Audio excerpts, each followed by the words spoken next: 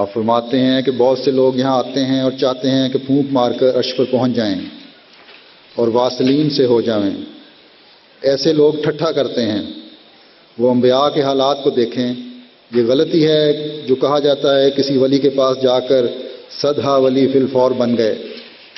اللہ تعالیٰ تو یہ فرماتا ہے احسب الناس ان یترکوا ان یقولوا آمنا وہم لا یفتنون، عنکبوت آیت 3۔ یعنی کیا لوگ یہ گمان کر بیٹھے ہیں کہ یہ کہنے پر کہ ہم ایمان لے آئے وہ چھوڑ دیے جائیں گے اور آزمائے نہیں جائیں گے؟ جب تک انسان آزمایا نہ جاوے، فتن میں نہ ڈالا جاوے، وہ کب ولی بن سکتا ہے؟ ایک مجلس میں فرمایا کہ ایک مجلس میں بایزید واعظ فرما رہے تھے۔ وہاں ایک مشائخ زادہ بھی تھا جو ایک لمبا سلسلہ رکھتا تھا۔ اس کو آپ سے اندرونی بغض تھا۔ اللہ تعالیٰ کا یہ خاصہ ہے کہ پرانے خاندانوں کو چھوڑ کر کسی اور کو لے لیتا ہے، جیسے بنی اسرائیل کو چھوڑ کر بنی اسماعیل کو لے لیا، کیونکہ وہ لوگ عیش و عشرت میں پڑھ کر خدا کو بھول گئے ہوتے ہیں۔ وَتِلْكَ الْأَيَّامُ نُدَاوِلُهَا بَيْنَ النَّاسِ، آل عمران 141۔ یعنی اور یہ وہ ایام ہیں جنہیں ہم لوگوں کے درمیان عدلتے بدلتے رہتے ہیں۔ تو اس شیخ زادے کو خیال آیا کہ یہ ایک معمولی خاندان کا آدمی ہے، کہاں سے ایسے صاحب خوارق آ گیا کہ لوگ اس کی طرف جھکتے ہیں اور ہماری طرف نہیں آتے۔ اب بھی بعض لوگوں میں یہ خناس پایا جاتا ہے کہ فلاں کا علم ہمارے سے کم ہے اور اس کو فلاں عہدہ ملا ہوا ہے اور ہم سے کوئی خدمت نہیں دی جا رہی۔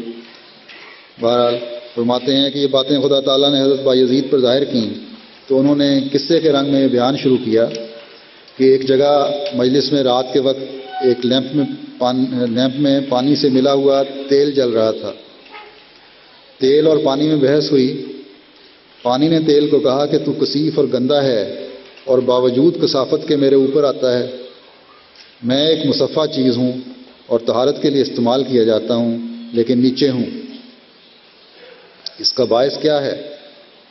تیل نے کہا کہ جس قدر صعوبتیں مشکلیں میں نے کھینچی ہیں تو نے وہ کہاں جھیلی ہیں، جس کے باعث یہ بلندی مجھے نصیب ہوئی۔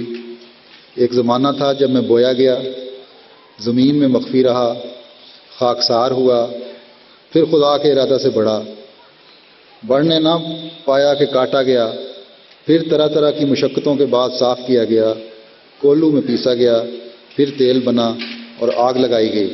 کیا ان مصائب کے بعد بھی بلندی حاصل نہ کرتا؟ تو یہ ایک مثال ہے کہ اہل اللہ مصائب و شدائد کے بعد درجات پاتے ہیں۔ لوگوں کا یہ خیال خام ہے کہ فلاں شخص فلاں کے پاس جا کر بلا مجاہدہ و تزکیہ ایک دم میں صدیقین میں داخل ہو گیا۔ قرآن شریف کو دیکھو کہ خدا کس طرح تم پر راضی ہو جب تک نبیوں کی طرح تم پر مصائب و زلازل نہ آویں، جنہوں نے بعض وقت تنگ آ کر یہ بھی کہہ دیا